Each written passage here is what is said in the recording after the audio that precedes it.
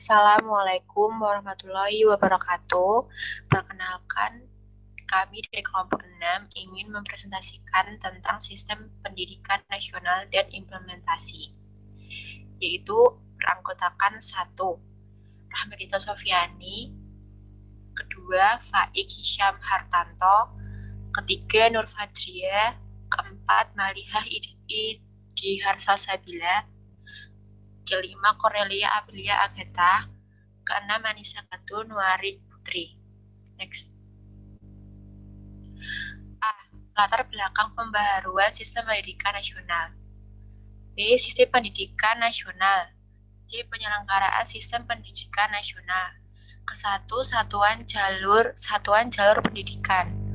2. Kelembagaan program dan jenjang pendidikan. 3. Hak dan kewajiban peserta didik dan pendidik. A. Latar belakang pembaharuan sistem pendidikan nasional.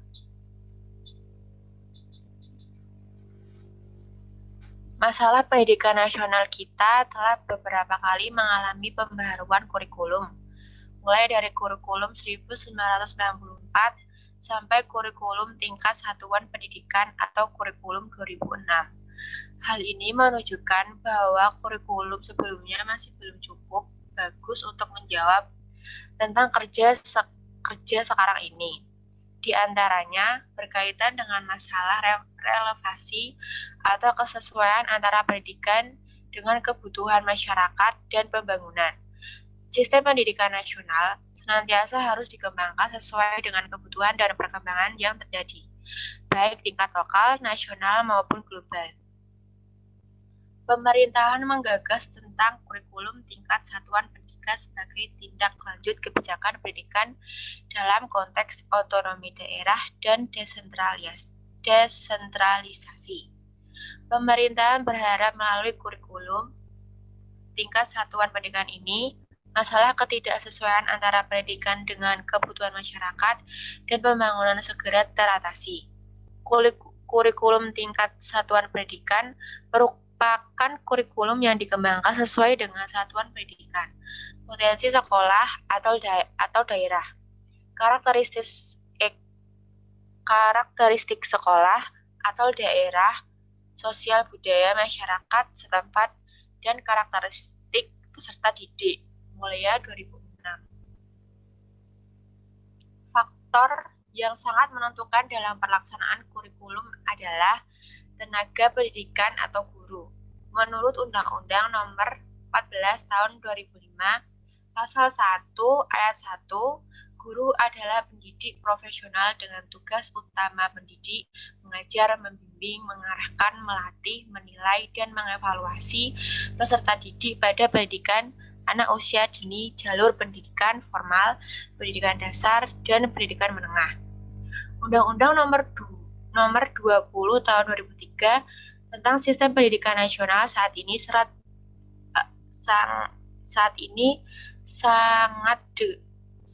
dengan tuntutan yang cukup mendasar karena harus mampu menjamin pemerataan kesempatan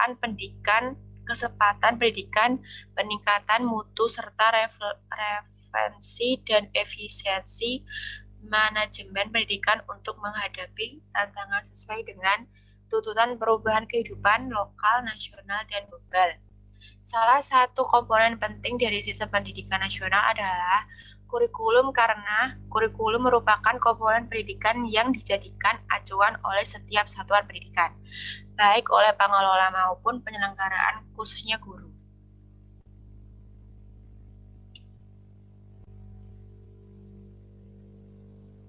Next. Pendidikan menurut Undang-Undang Nomor 20 Tahun 2003, Pasal 1 Ayat 1 tentang Sistem Pendidikan Nasional adalah suatu dasar dan perencanaan untuk mewujudkan suasana belajar dan proses pembelajaran agar peserta didik secara aktif mengembangkan potensi dirinya untuk memiliki kekuasaan spiritual, keagamaan, pengendalian diri, kepribadian, kecerdasan, akhlak mulia, serta keterampilan yang diperlukan dirinya masyarakat, bangsa, dan negara. Kurikulum merupakan unsur penting dalam pelaksanaan pendidikan di sekolah karena kurikulum merupakan rancangan formal dan tertulis bagi pelaksanaan pendidik di sekolah, sehingga pendidikan dapat berjalan secara terencana, sistematis, dan teratur. Kurikulum merupakan bagian penting dalam pendidikan sebab kurikulum berkaitan dengan penentuan arah, isi, dan proses pembelajaran yang pada akhirnya akan menentukan kualifikasi suatu lembaga pendidikan. Menurut Mulyasa, kurikulum tingkat satuan pendidikan merupakan upaya untuk menyempurnakan kurikulum agar lebih familiar dengan guru karena mereka banyak dilibatkan, diharapkan mereka memiliki tanggung jawab yang memadai dan menyempurnakan kurikulum yang berkelanjutan merupakan keseharusan agar sistem pendidikan nasional selalu relevan dan kompetitif. Kurikulum tingkat satuan pendidikan memiliki beberapa karakteristik yang secara umum yaitu adanya partisipasi guru dan keseluruhan atau sebagian staf sekolah, adaptasi atau modifikasi, dan kreasi atau mendesain kurikulum baru.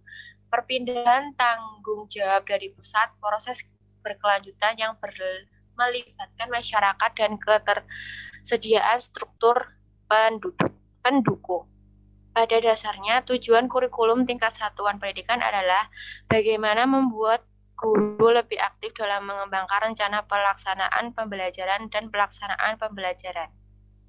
Jadi, guru juga harus aktif dalam memancing kreativitas anak didiknya sehingga dialog dua arah terjadi dengan sangat dinamis. Kelebihan lain kurikulum tingkat satuan pendidikan adalah memberi alokasi waktu pada kegiatan pengembangan diri siswa.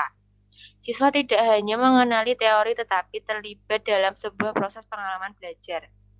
Desentralisasi pendidikan bertujuan untuk meningkatkan mutu layanan dan kinerja pendidikan, baik pemerataan kualitas, relevansi, dan efisiensi pendidikan.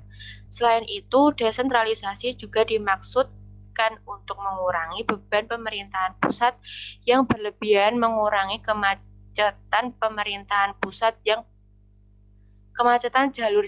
jalur komunikasi, meningkatkan kemandirian, demokrasi, daya tanggap, akuntabilitas, kreativitas, inovasi, prakarsa, dan pemberdayaan dalam pengelolaan dan kepemimpinan pendidikan.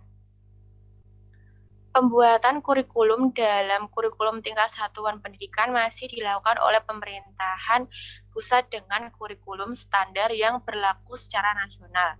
Kemudian, untuk implementasinya, sekolah dapat mengembangkan kurikulum tersebut dengan mengacu isi kurikulum yang berlaku secara nasional.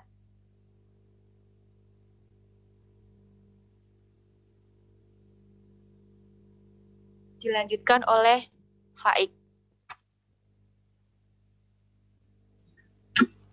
B. Sistem pendidikan nasional. Pengertiannya, pendidikan nasional adalah pendidikan yang berdasarkan Pancasila dan Undang-Undang Dasar Negara Republik Indonesia 1945. Pendidikan nasional berakar pada nilai-nilai agama, kebudayaan nasional Indonesia, dan tanggap terhadap tuntutan perubahan zaman. Sistem pendidikan nasional adalah keseluruhan komponen pendidikan yang saling terkait secara terpadu untuk mencapai tujuan pendidikan nasional. Dasar pendidikan nasional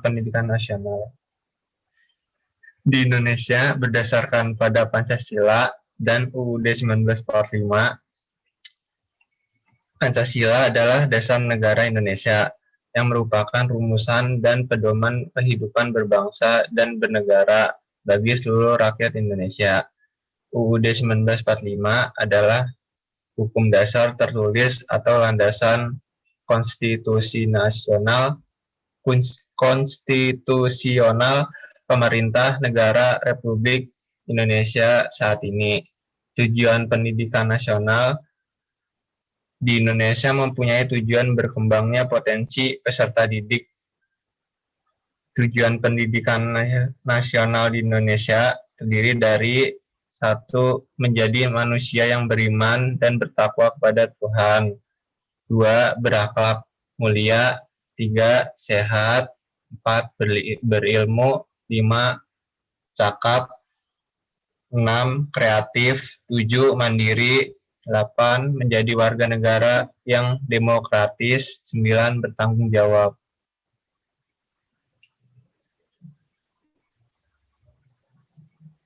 Selanjutnya dilanjut Nur Fajria. Kemudian untuk yang C, penyelenggaraan sistem pendidikan nasional.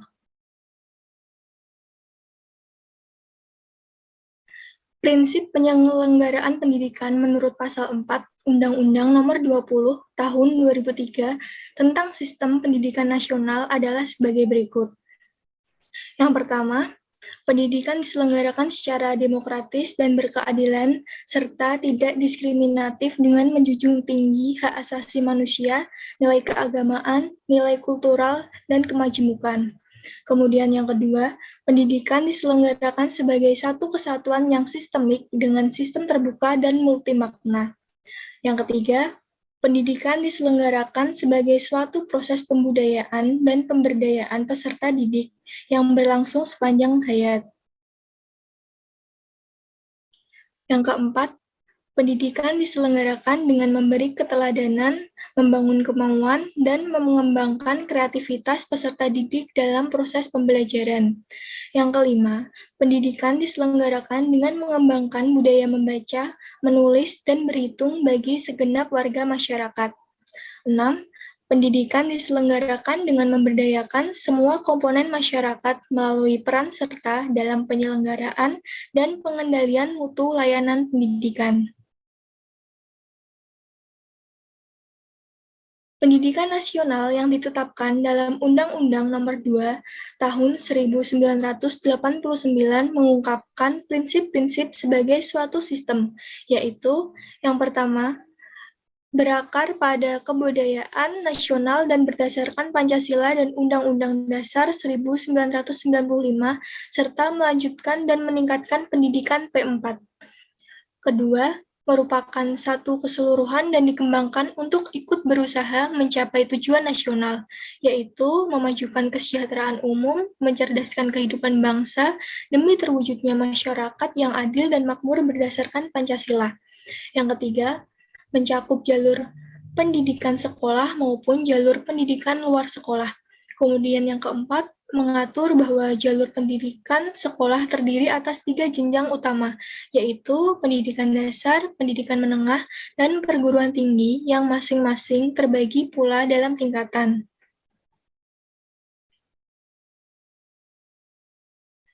5. Mengatur bahwa kurikulum peserta didik dan tenaga kependidikan terutama guru, dosen, atau tenaga pengajar merupakan 3 unsur yang tidak dapat dipisahkan dalam kegiatan belajar mengajar. 6.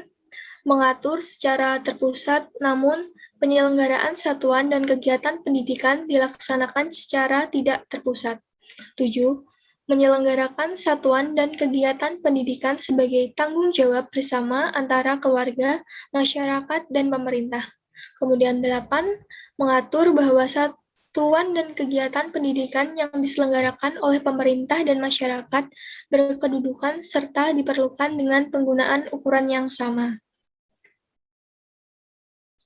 Kemudian untuk satuan jalur pendidikan akan dibacakan oleh Malihah. 1. Satuan jalur pendidikan.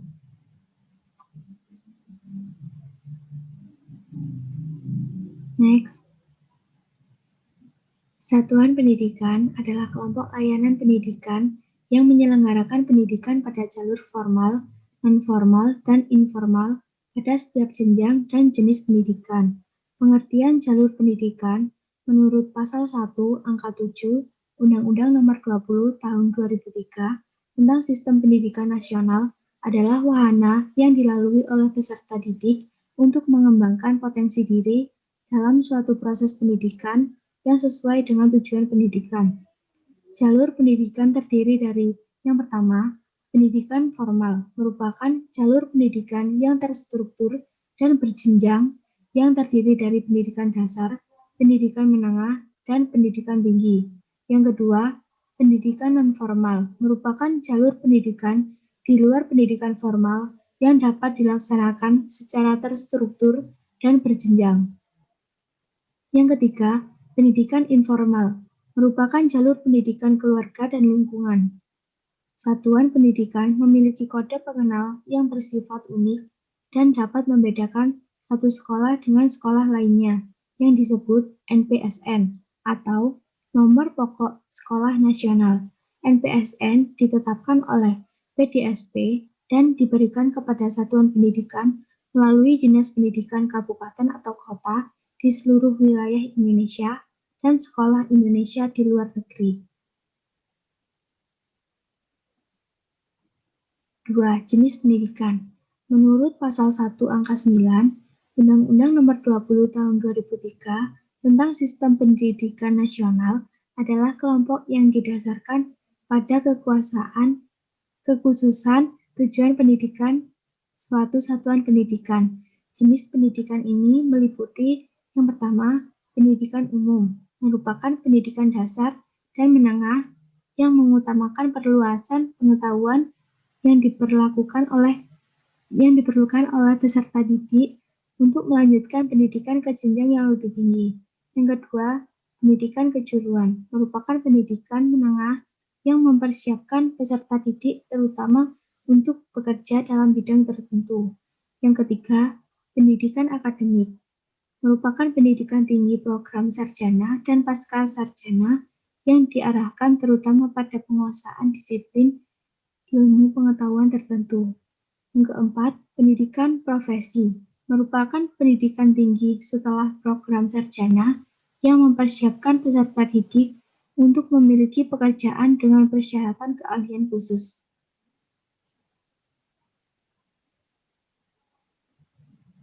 Yang kelima, pendidikan vokasi, merupakan pendidikan tinggi yang mempersiapkan peserta didik untuk memiliki pekerjaan dengan keahlian terapan tertentu maksimal setara dengan program sarjana.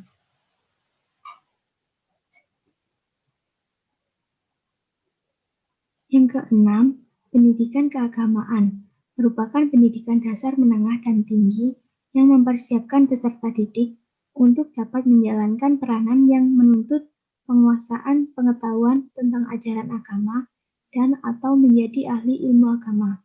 Yang ketujuh, pendidikan khusus merupakan penyelenggaraan pendidikan untuk peserta didik yang berkelainan atau peserta didik yang memiliki kecerdasan luar biasa yang diselenggarakan secara inklusif atau berupa satuan pendidikan khusus pada tingkat pendidikan dasar atau menengah.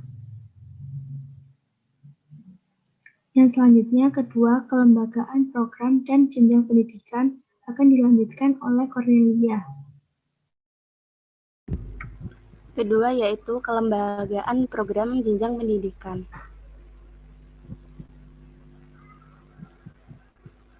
Pendidikan nasional Indonesia adalah pendidikan yang berakar pada kebudayaan bangsa Indonesia dan berdasarkan kepada pencapaian tujuannya pembangunan nasional Indonesia. Sistem pendidikan di Indonesia diselenggarakan oleh pemerintah dan swasta di bawah tanggung jawab Menteri Pendidikan dan Kebudayaan dan menteri lainnya. Kelembagaan pendidikan berdasarkan Undang-Undang RI Nomor 2 Tahun 1989 tentang Sistem Pendidikan Nasional, kelembagaan pendidikan dapat dilihat dari segi jalur pendidikan dan program serta pengelolaan pendidikan. Pertama, jalur pendidikan, kedua, jenjang pendidikan.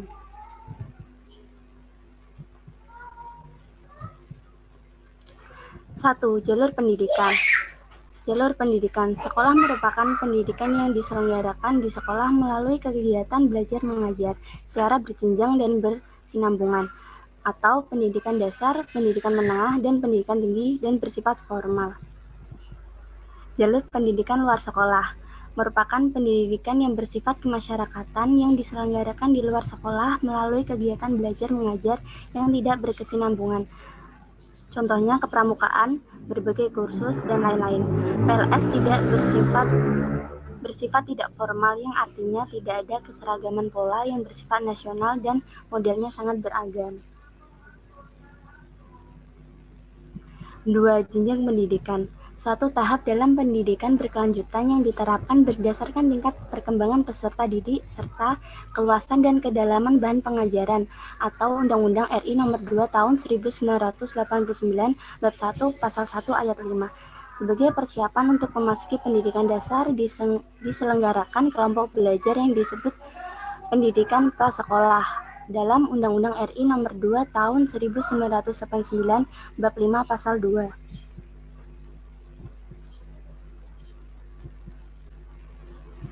A. Jenjang pendidikan dasar atau SD, SMP, dan yang setara. Tujuannya untuk memberikan bekal dasar yang diperlukan untuk hidup dalam bermasyarakat, berupa pengembangan sikap pengetahuan dan keterampilan dasar, dan juga berfungsi mempersiapkan peserta didik yang memenuhi persyaratan untuk mengikuti pendidikan menengah. Pada UU RI Nomor 2 Tahun 1989 menyatakan dasar dan wajib belajar pada pasal 14 ayat 1, warga negara yang berumur 6 tahun berhak mengikuti pendidikan dasar, dan ayat 2 menyatakan bahwa warga negara yang berumur 7 tahun berkewajiban mengikuti pendidikan dasar atau pendidikan setara sampai tamat.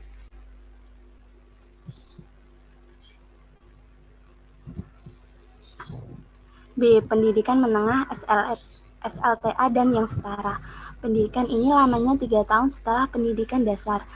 Menengah dalam hubungan ke bawah berfungsi sebagai lanjutan dan perluasan pendidikan dasar, dan dalam hubungan ke atas mempersiapkan peserta didik untuk mengikuti pendidikan tinggi ataupun memasuki lapangan kerja.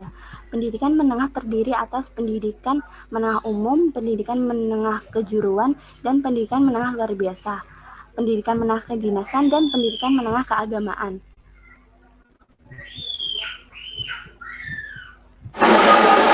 Jenjang pendidikan ini merupakan kelanjutan pendidikan menengah masyarakat untuk menyerahkan peserta didik menjadi anggota yang memiliki kemampuan akademik atau profesional yang dapat diterapkan dan dikembangkan, kemudian merupakan sukses. Untuk mencapai tujuan tersebut, lembaga pendidikan ini melaksanakan sisi Dharma yang meliputi pendidikan, penelitian, dan pengabdian dalam masyarakat.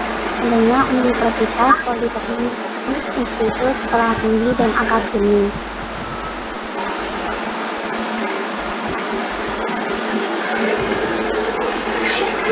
Kurikulum dan pendidikan. Kurikulum menjadi bersikap dan keterampilan kepada peserta didik.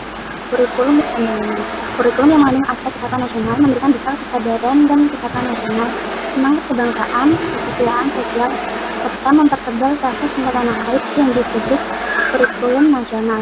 Sedangkan yang mengandung unsur-unsur lokal disebut muatan lokal.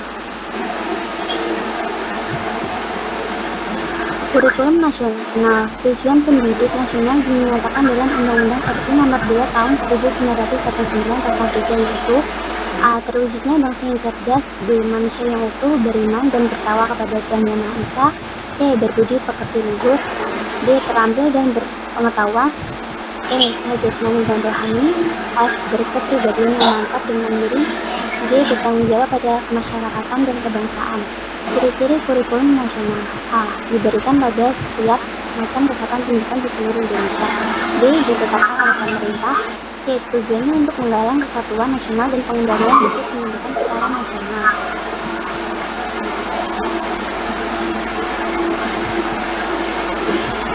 Kurikulum muatan lokal. Muatan lokal adalah program pendidikan yang isi dan media penyampaiannya dikaitkan dengan lingkungan alam, lingkungan sosial, dan lingkungan budaya serta kebutuhan daerah. Tujuan muatan lokal adalah satu, dalam hubungan yang kepentingan nasional akan melestarikan dan mengembangkan kebudayaan yang khas daerah, mengubah nilai dan sikap masyarakat terhadap lingkungan ke arah yang positif. 2. Kepentingan peserta didik muatan lokal, yaitu A. Meningkatkan pemahaman peserta didik terhadap lingkungan, B. Mengakrabkan dengan lingkungannya sehingga mereka tidak asing dengan lingkungannya, C. Menerapkan pengetahuan dan keterampilan yang dipelajari untuk memecahkan masalah yang ditemukan di lingkungan sekitarnya. D. Memanfaatkan sumber belajar yang kaya yang terdapat di lingkungannya. Mempermudah peserta didik yang menyerap mereka pada materi pelajaran. F. Cara pengaplikasian bahan lokal ke dalam kurikulum.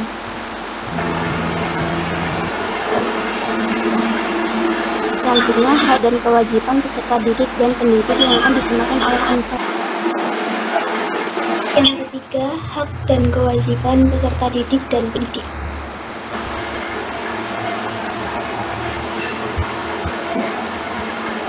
Hak dan kewajiban peserta didik.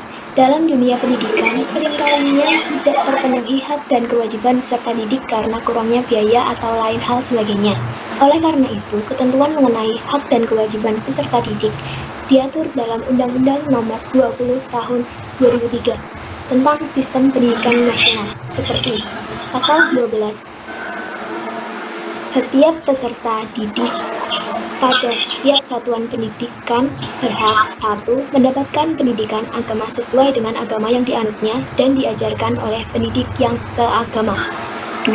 Mendapatkan pelayanan pendidikan sesuai dengan bakat, minat, dan kemampuannya. 3. Mendapatkan beasiswa bagi yang berprestasi yang orang tuanya tidak mampu membiayai pendidikannya. 4. Mendapatkan biaya pendidikan bagi mereka yang orang tuanya tidak mampu membiayai pendidikannya. Yang kelima, pindah ke program pendidikan pada jalur dan satuan pendidikan yang lain yang setara. Keenam, menyelesaikan program pendidikan sesuai dengan kecepatan belajar masing-masing dan tidak menyimpang dari ketentuan batas waktu yang ditetapkan. Setiap peserta berkewajiban 1. Menjaga norma-norma pendidikan untuk menjamin keberlangsungan proses dan keberhasilan pendidikan. Yang kedua, ikut menanggung biaya penyelenggaraan pendidikan kecuali bagi peserta didik yang dibebaskan dari kewajiban tersebut sesuai dengan peraturan perundang-undangan yang berlaku. Hak dan kewajiban pendidik dan tenaga kependidikan. Hak didik dan tenaga kependidikan sebagai disebutkan dalam Pasal 40 Ayat 1 Undang-Undang Nomor 20 Tahun 2003 tentang Sistem Pendidikan Nasional adalah sebagai berikut. Setiap tenaga pendidik pada setiap satuan pendidikan berhak penghasilan dan jaminan kesejahteraan sosial yang pantas dan memadai. 2. Penghargaan sesuai dengan tugas dan prestasi kerja. Yang ketiga, pembinaan karir sesuai dengan tuntunan pengembangan kualitas. Selanjutnya, perlindungan hukum dalam melaksanakan tugas dan hak atas hasil kekayaan intelektual dan kesempatan untuk menggunakan sarana, prasarana, dan fasilitas pendidikan untuk menunjang kelancaran pelaksanaan tugas. Kewajiban pendidik dan tenaga kependidikan menurut Pasal 40 Ayat 2 Undang-Undang Nomor 20 Tahun 2003 tentang Sistem Pendidikan Nasional adalah setiap tenaga pendidik pada setiap satuan pendidikan berkewajiban 1. Menciptakan suasana pendidikan yang bermakna, menyenangkan, kreatif, dinamis, dan dialogis. Yang kedua, mempunyai komitmen secara profesional untuk meningkatkan mutu pendidikan. Yang ketiga, memberi teladan dan menjaga nama baik lembaga, profesi, dan kedudukan sesuai dengan kepercayaan yang diberikan kepadanya.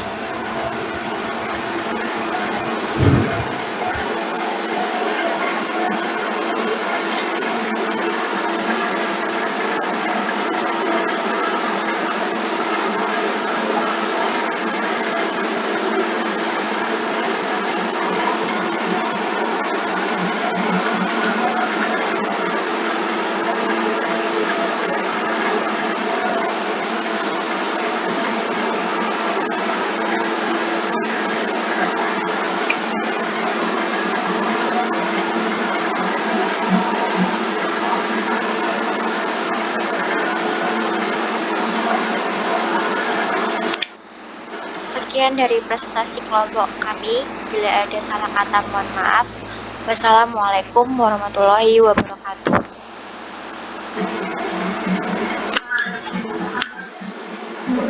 mengembangkan pendidikan